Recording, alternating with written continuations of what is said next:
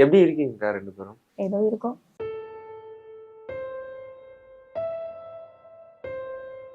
சாவுற ஒரு 10 நாளைக்கு முன்னாடி அவருக்கு தெரிஞ்சிருச்சு. நம்ம செத்து போயிடுவோம்னு தெரிஞ்சு போச்சு. இந்த வருஷம் நான் இருப்பேன் அப்படின்னு தான் சொன்னாரு.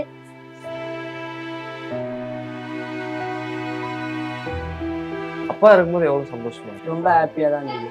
தூங்க சொல்ல கூட நான் மனசுல ஃபீல் பண்ணிட்டு தான் இருக்கேன். எனக்கு ஞாபகம் வந்துச்சுன்னு சொல்லி என் மடியில படுத்து அழுதா நம்ம சமாதானப்படுத்தலாம். அவன் என்கிட்ட காட்டிக்க மாட்டான்.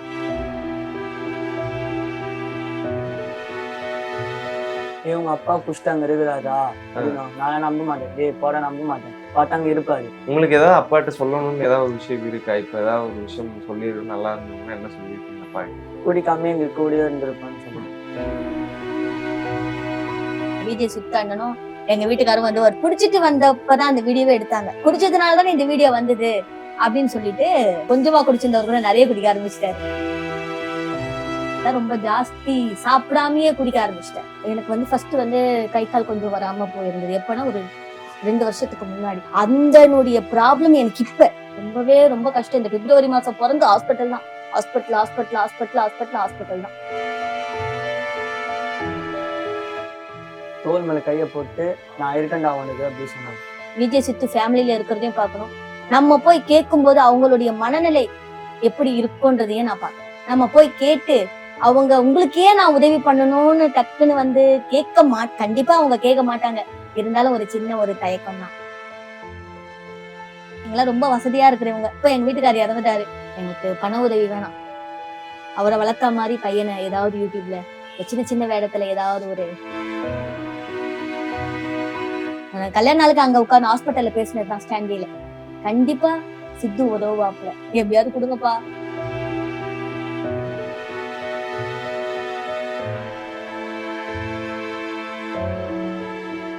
Hi hello take one Tamil நேயர்கள் எல்லாருக்கும் ஒரு பெரிய வணக்கம். இன்னைக்கு நம்ம எங்க வந்திருக்கோம் அப்படின்னு பாத்தீங்கன்னா, பிஜிலி ரமேஷ் அண்ணா நம்ம எல்லாருக்கும் தெரியும். அவங்க ஃபேமிலியோட தான் நம்ம இணைஞ்சிருக்கோம். எல்லாருக்கும் வணக்கம். உங்க 2 பேருக்கும் எப்படி இருக்கீங்கக்கா 2 பேரும்? ஏதோ இருக்கும். அண்ணன் இறந்ததுக்கு அப்புறம் யாரும் இன்னும் பார்க்கல. யார் வேற உங்களுக்கு உதவி பண்ணாங்க? நம்ம விஜய் சித்து அவங்க பாத்துட்டு போனாங்க. தோல் மேல கைய போட்டு நான் இருக்கண்டா அவனுக்கு அப்படி சொன்னாரு. ஓகே. எந்த விஷயம்னாலும் போன் பண்ணியா நாங்க இருக்கிறோம் அப்படின்னு சொன்னாரு. பையன்கிட்ட சொல்லிட்டு போன வார்த்தை தான். அவரு இறந்தப்ப அண்ணா மறைஞ்சப்ப சொன்ன வார்த்தை தான். 2 நாள் கழித்து தம்பி நீங்க வாங்க, ஆபீஸ்க்கு வாங்க பாக்கலாம் அப்படின்னு சொன்னாங்க. இந்த 7 மாசம் ஆயிடுச்சு. நாங்க இன்னும் பாக்கல. கண்டிப்பா பார்த்து ஏதாவது எங்களுக்கு பண உதவி வேணாம்.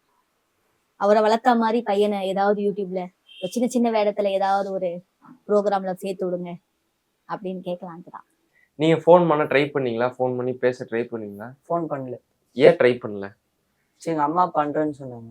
நீங்க ஏன் போய் அவர் இன்னும் போய் சந்திக்கல, பேசல? வீட்டுக்காரி இறந்த உடனே டக்குன்னு வந்துட்டாங்க பாருங்க. ஏதாவது நம்மள பேசிடுவாங்களோன்னு ஒரு சின்ன ஒரு தயக்கம். அவர் ஒரு ஜென்னா இருந்தா கண்டிப்பா நான் இறந்திருந்து அவர் உயிரோட இருந்திருந்தா கண்டிப்பா போய் விஜய் சித்துவை பார்த்திருப்பாரு, ஹெல்ப் கேட்டிருப்பாரு. ஏன்னா அவர் ஒரு ஜென்னு ஆம்பளை கேட்டிருப்பாரு.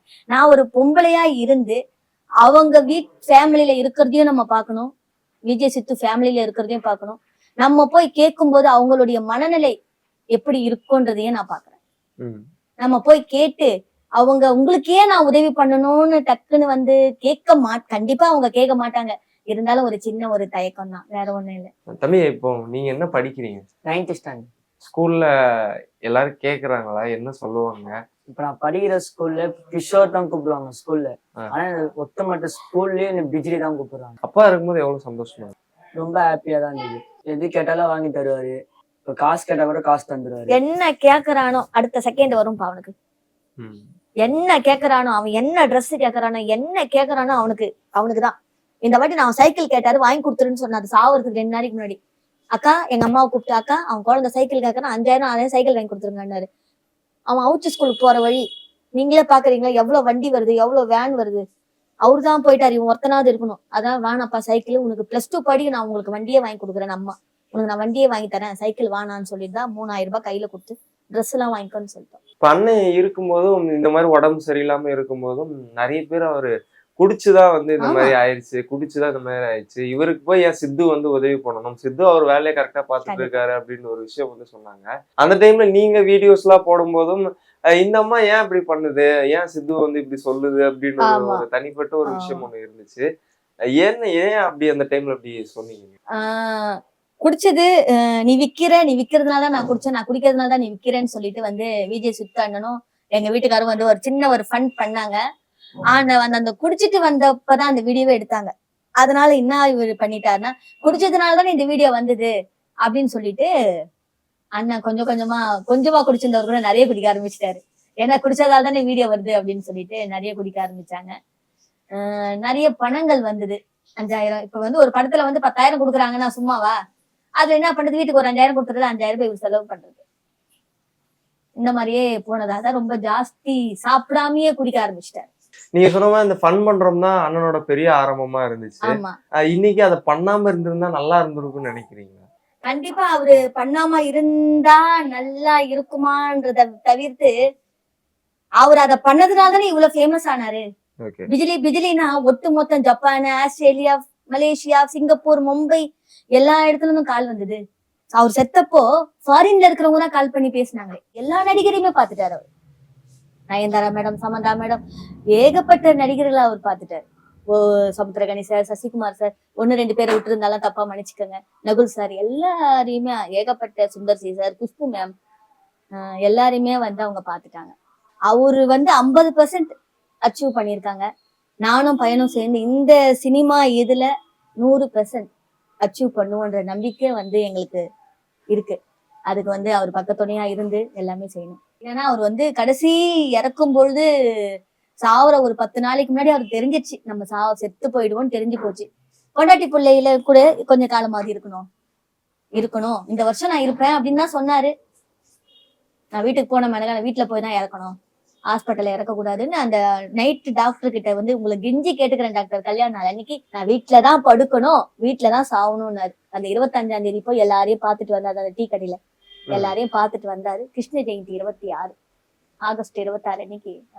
இப்போ அப்பா நம்ம கூட இல்லைன்ற போது உங்களுக்கு எவ்வளவு ரொம்ப மிஸ் பண்றீங்க? தூங்க சொல்ல கூட நான் மனசுல ஃபீல் பண்ணிட்டு தான் இருக்கேன். நேத்து கூட சாயந்தரம் உட்கார்ந்துருந்தான் ஒரு 7 மணிக்கு, அப்படியே தலையை தொங்க போட்டுட்டான். என்னப்பான்னு கேட்டா வாயே திறக்கல. சரி ஏதோ ஞாபகம் வந்துருச்சு. டக்குன்னு அந்த ஞாபகம் வந்துட்டா தாங்க மாட்டேன்றான் குழந்தை. உங்க அப்பா புஷ்டாங்க இருக்கிறாரா அப்படின்னா நான் நம்ப மாட்டேன். போட நம்ப மாட்டேன். பார்த்தாங்க இருப்பாரு. வீட்டுல போய் விட்டுட்டு வந்துடும். அப்பாட்ட சொல்லியிருக்கீங்களா குடிக்காதீங்கப்பா, குடிச்சா உடம்பு இந்த மாதிரி ஆயிரும், இந்த மாதிரி ஏதாவது சொல்லியிருக்கீங்களா? கேட்க மாட்டாரு. அந்த நேரத்துக்கு கேட்பாரு, அவ்வளவுதான். அதுக்கப்புறம் கேட்க மாட்டாரு. உங்களுக்கு ஏதாவது அப்பாட்ட சொல்லணும்னு ஏதாவது ஒரு விஷயம் இருக்கா? இப்ப ஏதாவது ஒரு விஷயம் சொல்லிருக்கணும் நல்லா இருந்திருக்கும்னா என்ன சொல்லியிருக்கீங்க அப்பா கிட்ட? குடிக்காம எங்க கூடயே இருந்திருப்பான்னு சொன்னேன். இதை நம்ம பையன்ட்ட என்ன சொல்லி சமாதானப்படுத்தணும்னு ஒரு விஷயம் ஒண்ணு இருக்குல்ல, என்ன சொல்லி சமாதானப்படுத்தீங்க? அவன் என்கிட்ட காட்டிக்க மாட்டான்ல. இப்ப வந்து எனக்கு ஞாபகம் வந்துச்சுன்னு சொல்லி என் மடியில படுத்து அழுதா நம்ம வந்து சமாதானப்படுத்தலாம். அவன் என்கிட்ட காட்டிக்க மாட்டான். மேல போய் உட்காந்துருவான். அப்புறமா சைலண்டா வீட்லயே உட்காருவான், இல்ல கடைக்கு போயிட்டு வரேன்ட்டு போவான். அதனால நம்மளுக்கு அது தெரியாது. நம்ம இப்ப உட்காந்துட்டு அவன் அழுதானா நம்மளுக்கு தெரியும். இப்ப நான் அழுதனா அவன் கண்டுபிடிச்சிருவான். நான் என்னம்மா வந்துருச்சா, ஞாபகம் வந்துருச்சான்னு கேட்பான். இப்ப அவன் வந்து உள்ளேயே மனசுக்குள்ளேயே வச்சிருக்கிறதுனால நம்மளுக்கு என்ன தெரியும்? தெரியாது. ஆனா நான் வந்து அவன் அந்த ஞாபகமே வராதபடிக்கு தான் நான் வச்சிருக்கேன் இவ்வளவு நாளா. இப்போ நீங்க அந்த வருமானம்ன்ற ஒரு விஷயம் அண்ணன் இருக்கும்போதும் நீ சொல்ற மாதிரி ஷூட்ஸ் இதெல்லாம் பண்ணுவாரு. இப்போ என்ன பண்ணிட்டு இருக்கீங்க? எனக்கு வந்து ஃபர்ஸ்ட் வந்து கை கால் கொஞ்சம் வராம போயிருந்தது. எப்பன்னா ஒரு 2 வருஷத்துக்கு முன்னாடி. அப்ப வந்து அண்ணன் இருந்துதான் வந்து என்ன ஹாஸ்பிட்டல்ல, ராயப்பேட்டை ஹாஸ்பிட்டல்ல வச்சு கவனிச்சு என்ன பார்த்துட்டு இருந்தான். அந்தனுடைய ப்ராப்ளம் எனக்கு இப்ப பிப்ரவரி மாசம் 2வது மாசம் பிறந்து எனக்கு அந்த மாதிரி உட்கார்ந்து டக்குன்னு எழுந்திருக்க முடியாது. என்னால ரொம்ப பிரச்சனை, மாத்திரைங்க தான். மாத்திரையை போட்டுக்கிட்டு ரொம்ப உட்கார்ந்து ரொம்ப கஷ்டப்பட்டு இருந்தேன் நான். ரொம்ப கஷ்டம். இந்த பிப்ரவரி மாசம் பிறந்து ஹாஸ்பிட்டல் தான். ஹாஸ்பிட்டல் தான். அதுவும் இந்த பையனுக்கு வர எப்படி இருக்கும் பாருங்க. அண்ணன் இருந்தாலாவது ஏதாவது யூடியூப வர சொல்லி வாங்க, இந்த மாதிரி வீட்டுல உடம்பு சரியில்லை வாங்க ப்ரோக்ராம் பண்ணலாம்னு சொல்லி காசு கொடுப்பாரு.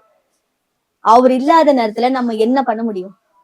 ஏதோ அம்மா அவங்க கேட்டு ஹெல்ப் பண்ணி ஏதோ போச்சு. அந்த பிப்ரவரி மாசம் போச்சு. இதை தாண்டி இந்த என்னென்ன செலவுகள்லாம் உங்களுக்கு இருக்கு? என்னன்னா மெயின் வீட்டு வாடகை, சாப்பிடணும், அவ்வளவுதான். மத்தபடி இந்த நகை நட்டோ ஆடம்பரமான வாழ்க்கையோ சினிமாக்கு போறதோ பீச்சுக்கு போறதோ சுத்தம் அவங்க இருக்கும் போதே நம்ம ஷூட்டிங் ஸ்பாட்ல பாக்குறதுதான். அந்த இதெல்லாம் அந்த காட்சியெல்லாம் நம்ம பாக்குறத தவிர மத்தபடி நாங்க வீட்டை விட்டு வெளியே நவர மாட்டோம். இப்போ நீங்க அடுத்து 10th போறீங்கன்ற போது இந்த ஸ்கூல் ஃபீஸ் கட்டுறதெல்லாம் இருக்குல்ல, சரி யார்கிட்டயாவது கேட்டு பாக்கலாம். 10th ஸ்டாண்டர்ட் யாரையாவது இந்த மாதிரி யூடியூப்ல போட்டு யாரையாவது கேட்கலாம். கேட்கறதுக்கும் பயமா இருக்குது. இந்த வந்து அந்த கண்ணன் ஒருத்தர் இருக்காராமே, கட்சி அரசியல்வாதி அந்த கண்ணன் இருக்காராம். பிஜிலி குடும்பத்துக்கு நாங்க ஏன் ஹெல்ப் பண்ணணும் அப்படின்னு சொல்லிட்டு அந்த கண்ணன்றவர் வந்து கேட்டிருக்கிறாரு. ஏமாத்துறவங்களுக்கு என்ன சொல்லுவீங்க? இவர் வந்து ஃபர்ஸ்ட் ஷூட் போகும்போது ஈரோட்ல வந்து ஒரு கபிலேஷன் சொல்லிட்டு இது வந்து திமுகல வந்து செயலாளரா யாரோ இருக்காராம். அவர் பையன் பேர் தான் கபிலேஷன் நினைக்கிறேன். அந்த கபிலேஷன்றவங்க வந்துதான் 8 நாள் காட்சி போட்டிருந்தாங்க ஏற்காடுல. ஏற்காடு தானே? அதான் ஏற்காடுல அதான் ஈரோடுல போட்டிருந்தாங்க. ஆனா வந்து வெறும் 8 நாள் கால் ஷீட்ல 8 நாள் ஈரோடுடா. அந்த 8 நாள் கால் ஷீட்ல வந்து வெறும் 4000 ரூபாய் தான் கொடுத்திருந்தாங்க. பணமே கொடுக்காம ஏமாத்திட்டாங்க அந்த பையன், அந்த கபிலேஷ்ன்ற பையன். அதனால இந்த வீடியோ பார்த்துட்டது மூலியமா ஏதாவது பணம் கொடுக்கணும்னு நினைச்சா, நீங்களா ரொம்ப வசதியா இருக்கிறவங்க, இப்ப எங்க வீட்டுக்காரர் இறந்துட்டாரு, இப்பயாவது அந்த பணத்தை கொடுக்கறதுக்கு மனசு வருதான்னு பாக்கலாம்ப்பா. தம்பி எப்படியாவது கொடுங்கப்பா, உங்க அப்பா எல்லாம் கட்சியில நிறைய பெரிய பெரிய இதுல இருக்கிறாரு. அதனால கொஞ்சம் பார்த்து செய்யுங்க. கல்யாண நாளுக்கு அங்க உட்கார்ந்து ஹாஸ்பிட்டல்ல பேசினதுதான் ஸ்டாண்டில. கண்டிப்பா சித்து உதவுவாப்புல. சித்து உதவுவாங்க. எங்க மன்றத்துல யாருன்னா வந்து 2 பேர் உதவுவாங்க. அப்புறம் அவங்க அண்ணன் புருஷோத்த அவங்கள சொன்னாரு, லட்சுமண் அண்ணன் சொன்னாங்க, நிறைய பேரை சொன்னாங்க. விஜய் டிவி புகழுக்கு வந்து ரொம்ப நன்றி. அவன் அந்த குழந்தை வந்து அதுக்கு முந்தின மாசம் வாடகை 5000 ரூபாய் கொடுத்தான் குழந்தை. அப்புறமா போன மாசமா அதுக்கு முந்தின மாசமான்னு தெரியல 3000 ரூபாய் கொடுத்தாப்புல. அவர் என்ன சொன்னாரு உங்ககிட்ட? அப்புறம் பணம் கொடுத்துட்டு அவர் இந்த தடவை 3000மோ 5000 வந்து ஃபர்ஸ்ட் தடவை கொடுத்தாரு வாடகை கட்டணும். அதுக்கப்புறம் இந்த வாட்டி 3000 ரூபாய் கொடுத்துட்டு, அக்கா இது வந்து எங்க ஒய்ஃபோடைய அக்கௌண்ட்ல இருந்து தான் நான் அனுப்புறேன், பார்த்து பத்திரமா இருங்கக்கா அப்படின்னு சொன்னாப்ல. நடுவுல வந்து பாலா வந்து பாக்கல, பேசல, இதெல்லாம் வந்து சொன்னாங்க. அப்புறம் வந்து அவர் பார்த்தாரா, பேசினாரா? பாலா வந்து நிறைய ஏழை மக்களுக்கு, நிறைய வந்து வயசானவங்களுக்கு, கால் ஊனமற்றவங்களுக்கு இந்த மாதிரிதான் அந்த பாலா உதவி பண்ணிட்டு இருக்குது. நிறைய பண்ணுது, இன்னும் நிறைய பண்ணணும். அதுக்கு உண்டான வாய்ப்புகள்லாம் நிறைய அந்த தம்பிக்கு வரணும். பிரியங்கா அக்கா கிட்ட பேசினேன், விஜய் டிவி அக்கா பேசினேன். அவங்க வந்து நாங்க வந்து பெரிய இடம் ஒண்ணு இருக்குமா, அவங்க கிட்ட கேட்டு நான் உங்களுக்கு சொல்றேன். என்ன பேசுனீங்க பிரியங்கா? அக்கா கிட்ட பேசினது என்னன்னா, இந்த மாதிரி நான் ஹாஸ்பிட்டல்ல இருக்கேன், இந்த மாதிரி அவங்க அம்மாக்கும் யாருக்கும் உடம்பு சரியில்லைன்னு சொன்னாங்க ஒரு 2 மாசத்துக்கு முன்னாடி. பேசினேன், இந்த மாதிரி இருக்கேன் நான் கண்டிப்பா வந்து நான் வந்து சொல்றேன் அப்படின்னு சொன்னாங்க. ஒருவேளை மறந்துட்டாங்களா என்னமோ தெரியல. இது 7 மாசம் ஆயிருச்சு. சித்து வந்து தம்பி கிட்ட சொல்லிட்டு போன வார்த்தையா இருக்கட்டும் சரி, அவரும் வந்து அதுக்கப்புறம் அவரும் உங்களை கான்டாக்ட் பண்ண ட்ரை பண்ணாரா, பேசினாரா? நான் அன்னைக்கு வந்ததோட சரி, வந்ததோட சரி, அதுக்கப்புறம் பேசல பாக்கலாம். ஏன் நீங்க ஒரு முயற்சி பண்ணிருக்கலாம், இல்லைன்னா ஏதாவது ஒரு விஷயம் ட்ரை பண்ணிருக்கலாங்க?